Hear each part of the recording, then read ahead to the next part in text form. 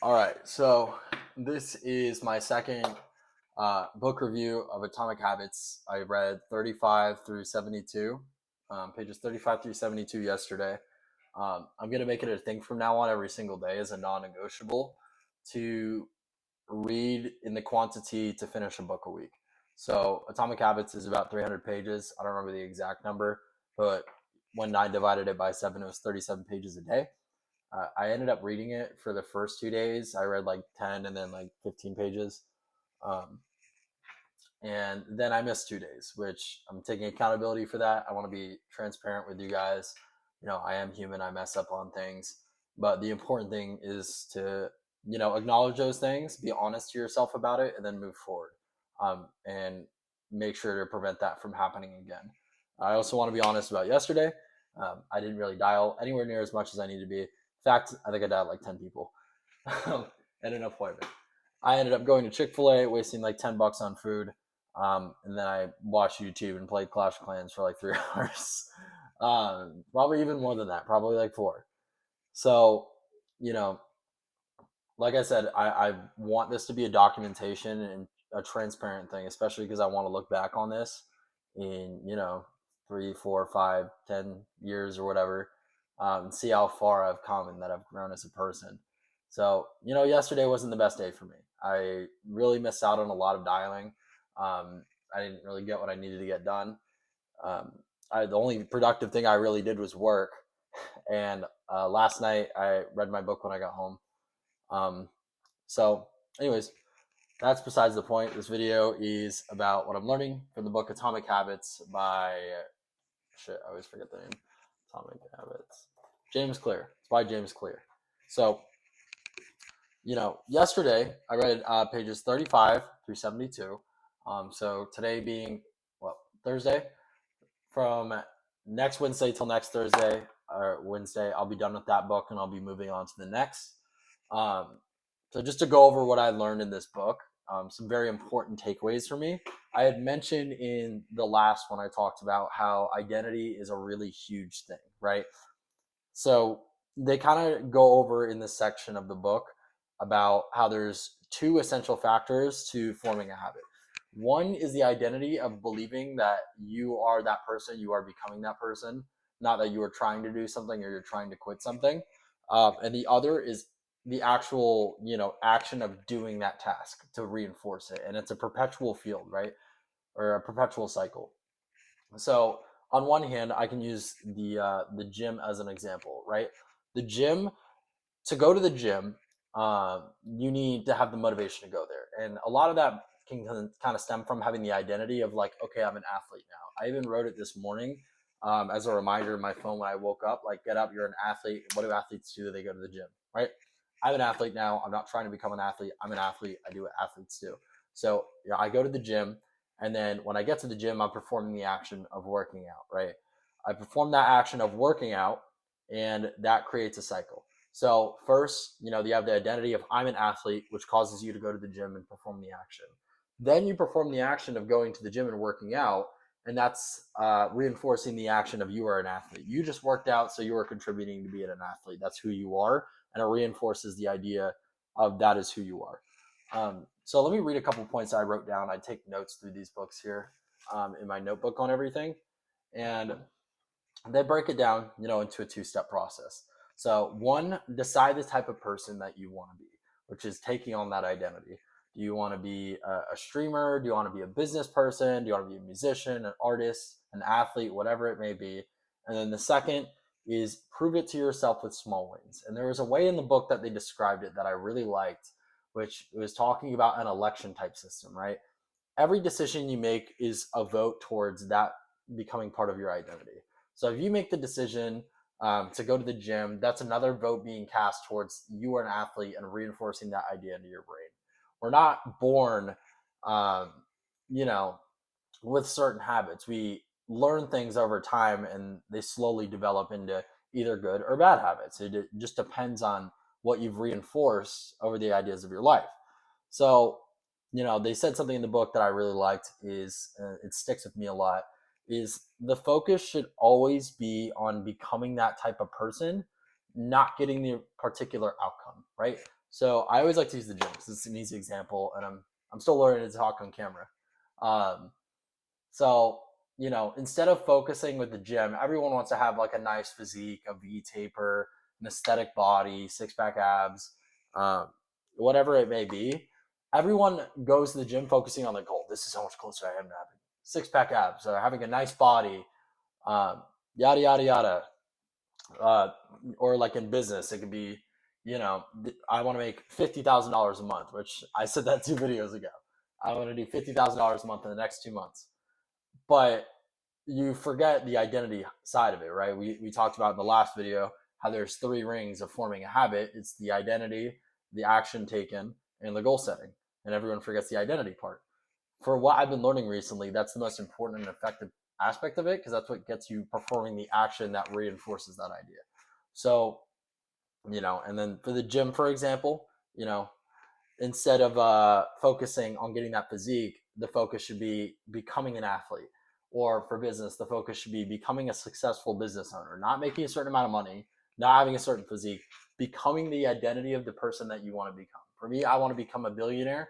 So I have to think at all times, with every action that I take, every choice that is presented in front of me, what choice would the person that I want to be make, right? So that's been helping me a lot. The next point I wanted to move to was the science of how habits work. So there's 4 stages of habits being formed, right? Or not just being formed, of how a habit is carried out. So there's 1, which is cue, 2 is craving, 3 is response, and 4 is reward. So the way I can show this as an example is a cue, for example. If you went through the process of watching TV, right? You went through the process of watching TV, you walk into your living room, you just got home from work, and there's a TV remote in front of you. You see the TV remote, and it sends a signal to your brain about watching TV. Then you start getting a craving for entertainment. So the first step is you see the remote, this is your cue. Then you get the craving to go and pick up the remote. Or then you get the craving to watch TV. Then you go and pick up the remote, which is step 3, which is the response. Then you get the reward of the entertainment of the TV. Another example could be playing video games. Playing video games, you get home from work, there's an Xbox controller laying out, and you train your brain to, whenever you see an Xbox controller, you go and pick it up. The cue is the Xbox controller, the craving is to play video games, the response is to pick it up, and then the reward is the dopamine of playing the video games and feeling like you're achieving things. And the more you do that over time, the more you cast that vote, the more that idea is reinforced, right? And that's how you get good habits and bad habits. The reason bad habits you slip and form bad habits so easily, is because you go through that process without even realizing, and without breaking that cycle, it almost becomes, second nature, super easy for things like that to happen.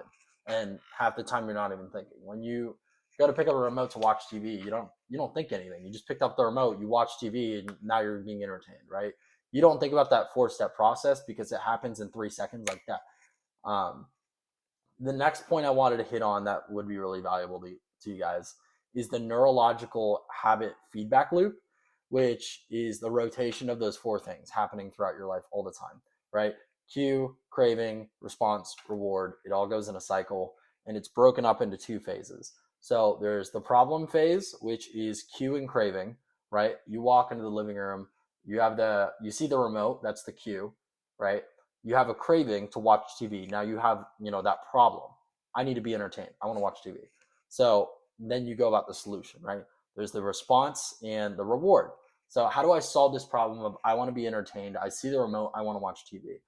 The solution phase is you respond by picking up the remote. You turn the TV on, put on what you want to watch, and then you receive that reward. You solve that problem by being entertained by the TV. And this can apply to good habits. This can apply to bad habits. And it's really good to analyze that and be conscious of it, because a lot of people aren't conscious, which is why they have issues forming the habits they want to form, and also end up slipping into bad things. And then I do want to keep this like short and sweet, because I want to get into dialing. My recording didn't work the first time. I recorded for like 20 minutes and the mic cut out. So if it does again, I'm going to lose my mind.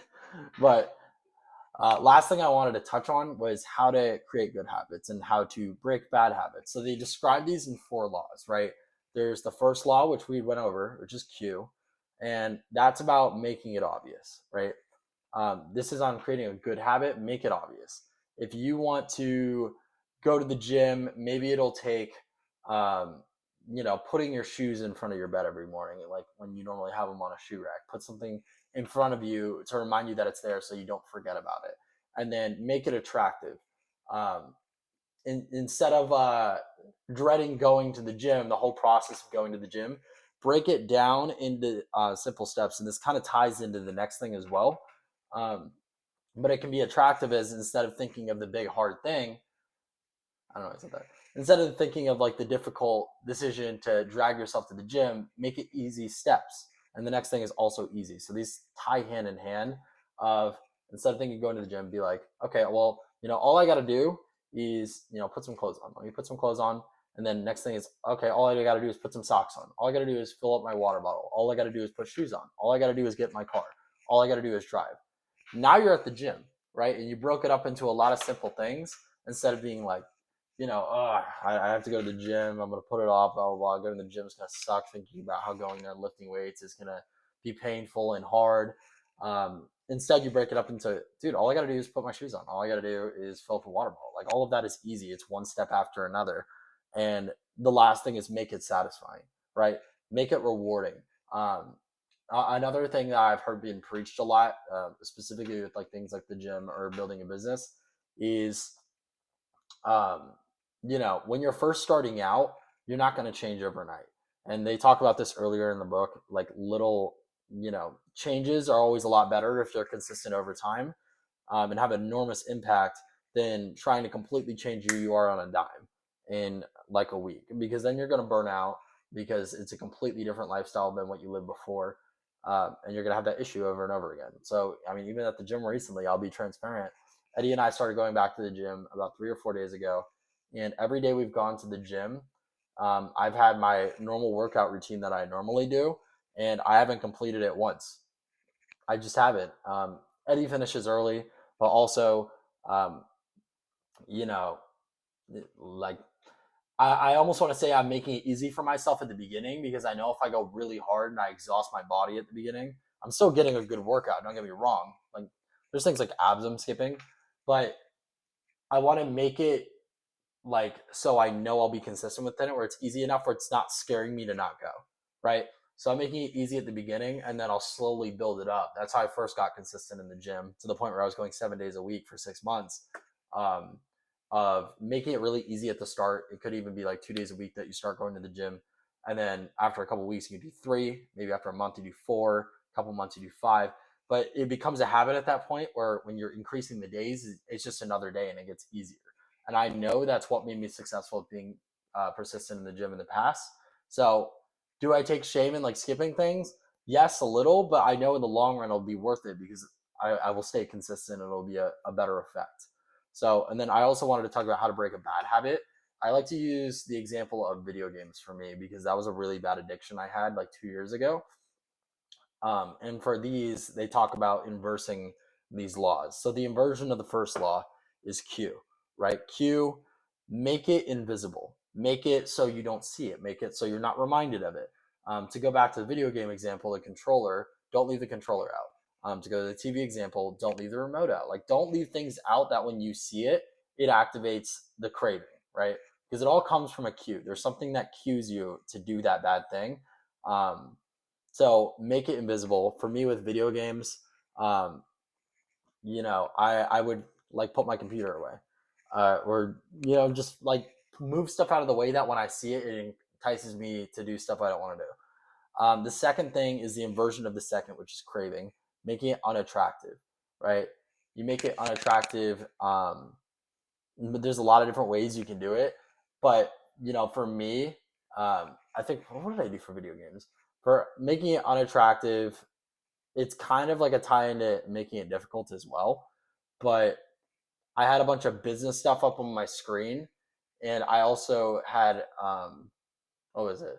I had like a sticky note on my screen as well that like listed all the consequences of my actions and like why I want to stop doing it, right? Like, playing 14 hours a day, you're not getting anywhere in life, blah blah blah. And this continues, you're going to go down a downward spiral, continue, I would see that and it would like make me feel super ashamed of like doing it. So that would help stop me from doing it. Version of the third law, which is a big one for me, is make it difficult, which is response, right? Response, make it difficult. Make the response difficult. For me, it was distracting myself. So I started picking up learning how to play piano, reading books. I went to the gym. I went skimboarding. I would just fill my life with as much time as possible. So I had a book schedule, so I never had time to play video games. I also did martial arts as well. Um, but with that, that was the most effective thing for me. Um, and then like going to the gym, obviously, that was the most effective because I literally couldn't play even if I wanted to. I had all this stuff going on, and by the end of the day, like the whole day would go by, and I'd be like, oh yeah, I have a computer there. I also ended up buying a MacBook, which are explicitly known for not being good at running games. I used to have a gaming computer. I gave it to my brother. That also made it really difficult. I used to lock games on my old computer where I like you double click it and it make you type the password to kind of tell you, hey, you're not supposed to be doing this. In version of the fourth law, which is reward, make it unsatisfying. So like for me, making it unsatisfying is I had when I was still struggling with it, I made it so it kicked me off the game after like 10 minutes. Um, and it would just be such a pain in the ass to like play video games that was like a super effective thing for me as well. Um, make it unsatisfying. Like I'd be playing the game if I did get past the password and everything, and I was not doing what I was supposed to be doing. If I sit there and try to play, I played a lot of Valorant, which is like a multiplayer game. I'd try to go into a game, I'd queue up. After 10 minutes, it would kick me off. I'd be like, "What the fuck?" Like it was annoying as shit. And it made me not want to play because then I would look at it and be like, I don't want to play this game because I'm not even gonna be able to get the enjoyment of completing a full game of winning or losing. Um, so yeah, let's see if I wrote anything else down. Something I encourage you guys to do is a habits scorecard. So write down everything you do throughout the day. Put an equal sign if it's a neutral habit, a plus sign if it's a good habit, and a minus sign if it's a bad habit. So I did this. I don't know if you can see this on here. I did this with my habits up here. And I did wake up neutral, turn off alarm neutral, check phone minus, and this helps you identify like a lot of things you don't even realize are bad habits. Go to the bathroom neutral, get coffee / energy drink. I put it as a positive because energy drinks help me be super productive. Sit at my desk, positive. Look at YouTube, negative. Join Zoom training, positive. Dial, positive. Get ready from work, neutral. Piano, kind of neutral. Read, positive. And just by laying that out, it kind of gives you an idea of a roadmap of like things you need to work on, and be completely honest with yourself because you're only hurting yourself in the long run. And the last thing I wanted to talk about is something they said: once our habits become automatic, we stop paying attention to what we're doing. So you have to remember at the end of the day, this is all subconscious stuff, guys. You know the good that's going to come out of doing the right thing, and the bad that comes out of doing the things that you want to break habits on, but you do them anyways because they're subconscious. And that's why you need to understand how this process works and how to break the chain, and then also allow it to work in your favor. So yeah, that was pages 35 to 72 of what I learned. I'm going to be applying that today. I didn't check my phone this morning. I'm going to stay off YouTube, just dial in on my work, not pay attention to the clock or whatever. Well, I have to get Eddie and go to work, but besides that, I mean, it's like 11, so how many time is it? 9:49. So I don't really have to look that much. So yeah, that'll be about it for today. Hopefully you guys got some value from that. I'm trying to hit 100 subscribers by the end of October. So if this did help you in any sort of way and you watched all the way through, I would appreciate it if you subscribed. I'm a small channel, still trying to come up. So every person counts. I really appreciate it. Thank you.